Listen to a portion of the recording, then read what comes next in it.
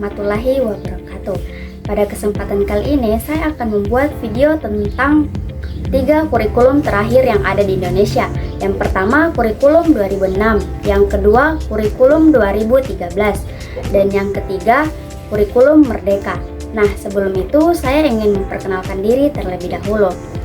Perkenalkan, nama saya Nadia Samsudin dengan NIM A111240009 dan saya dari kelas A. Pertama itu ada kurikulum 2006. Kurikulum 2006 atau KTSP, kurikulum tingkat satuan pendidikan, adalah kurikulum yang memberi kebebasan kepada sekolah untuk mengatur dan mengembangkan pembelajaran sesuai kebutuhan siswa dan lingkungan.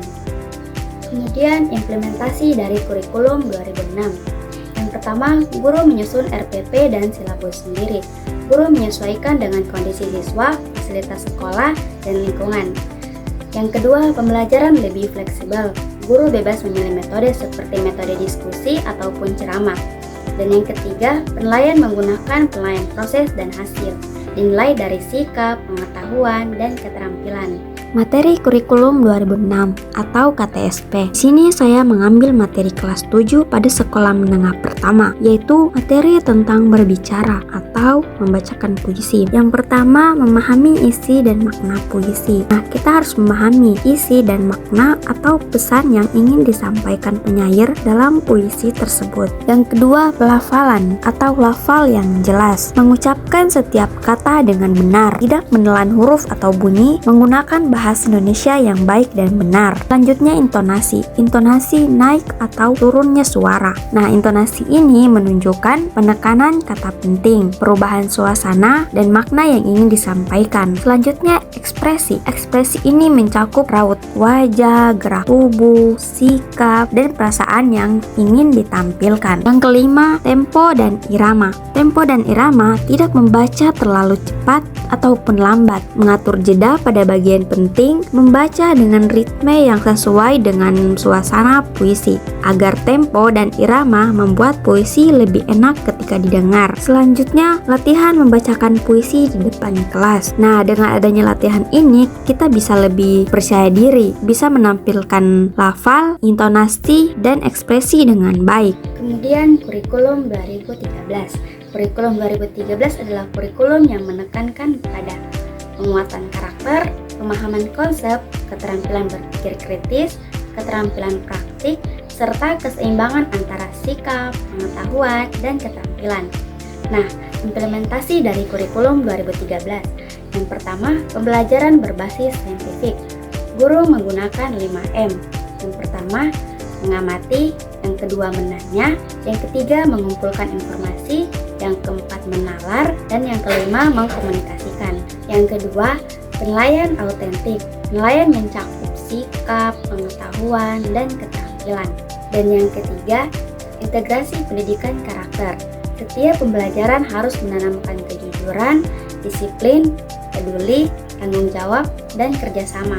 Materi kurikulum 2013. Di sini saya mengambil materi kelas 7 pada sekolah menengah pertama, yaitu materi tentang teks deskripsi. Jadi, apa itu teks deskripsi? Teks deskripsi adalah jenis teks yang bertujuan untuk menggambarkan atau melukiskan suatu objek atau peristiwa secara rinci dan jelas, seolah-olah pembaca dapat melihat, mendengar, mencium, atau merasakannya langsung. Kemudian tujuan teks deskripsi. Jadi tujuan teks deskripsi yang pertama, memberikan kesan atau gambaran utuh kepada pembaca atau pendengar mengenai objek yang digambarkan. Yang kedua, melibatkan panca indera pembaca sehingga mereka seolah-olah mengalami atau berada di tempat tersebut. Yang ketiga, membuat pembaca menjadi subjek yang merasakan apa yang dialami oleh penulis terhadap objek yang dideskripsikan. Selanjutnya di sini ada ciri-ciri teks deskripsi. Yang pertama, menggambarkan objek, yang kedua, melibatkan panca indera, yang ketiga, penjelasan detail, dan yang keempat, membuat pembaca merasakan. Ketika pembaca membaca, mereka seolah-olah dapat melihat atau merasakan sendiri objek yang dijelaskan. Nah, selanjutnya Selanjutnya, struktur dari teks deskripsi. Yang pertama, identifikasi atau pernyataan umum. Bagian awal yang memperkenalkan atau mengidentifikasi objek yang akan dideskripsikan secara umum. Yang kedua, deskripsi bagian. Bagian inti yang merinci objek yang dideskripsikan. Perincian dapat dibagi berdasarkan bagian-bagian fisik, fungsi, warna, bentuk, suasana, atau kesan yang ditimbulkan. Yang ketiga, kesimpulan atau kesan penutup. Nah, bagian akhir yang berisi kesimpulan atau kesan umum penulis terhadap objek tersebut. Selanjutnya, kaidah kebahasaan. Yang pertama, penggunaan kata benda atau nominal. Yang kedua, penggunaan kata sifat atau adjektif. Yang ketiga, penggunaan frasa adjektif. Yang keempat, penggunaan kata kerja atau verba. Yang kelima, penggunaan kata keterangan atau adverbia. Dan yang keenam, penggunaan bahasa figuratif, majas. Selanjutnya, contoh-contoh teks deskripsi. Nah, contoh-contoh teks deskripsi ini dibagi berdasarkan jenisnya. Yang pertama, deskripsi spasial. Ini menggambarkan ruang dan tempat. Kemudian deskripsi subjektif atau kesan, menggambarkan kesan atau perasaan penulis terhadap objek. Yang ketiga, deskripsi objektif atau fisik, menggambarkan objek apa adanya tanpa melibatkan perasaan penulis. Selanjutnya, kurikulum merdeka. Kurikulum merdeka adalah kurikulum yang memberi kebebasan kepada sekolah, guru, dan siswa dalam proses belajar. Nah, implementasi dari kurikulum merdeka. Yang pertama, pembelajaran berbasis kompetensi. Guru berfokus pada apa yang siswa mampu lakukan. Kemudian pembelajaran lebih fleksibel. Guru bebas memilih metode mengajar, media pembelajaran, dan kegiatan belajar yang sesuai dengan kebutuhan siswa. Selanjutnya, diferensiasi pembelajaran. Diferensiasi pembelajaran sesuai dengan kemampuan siswa. Guru menyesuaikan pembelajaran dengan siswa yang cepat memahami, diberi tantangan tambahan, dan siswa yang lambat diberi bantuan dan bimbingan. Selanjutnya, proyek profil pelajar Pancasila. Semua siswa mengikuti proyek besar seperti kearifan lokal, kewirausahaan, gaya hidup berkelanjutan, dan teknologi sederhana. Selanjutnya, penilaian autentik. Penilaian tidak hanya dari ujian, tetapi juga dari proses belajar, tugas proyek, presentasi, kerja kelompok, dan portofolio. Materi kurikulum merdeka. Di sini saya mengambil materi kelas 8 pada sekolah menengah pertama, yaitu materi tentang teks berita. Apa itu berita?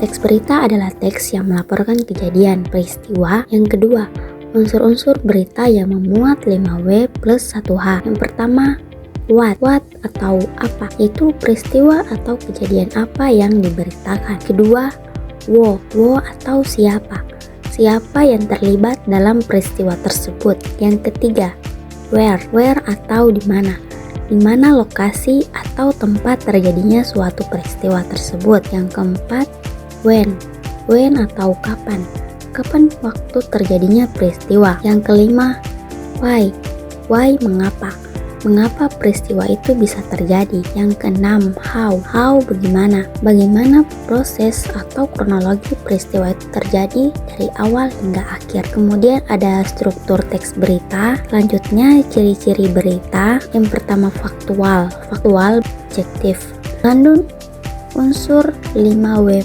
plus 1H. Yang kelima, bahasa baku dan komunikatif.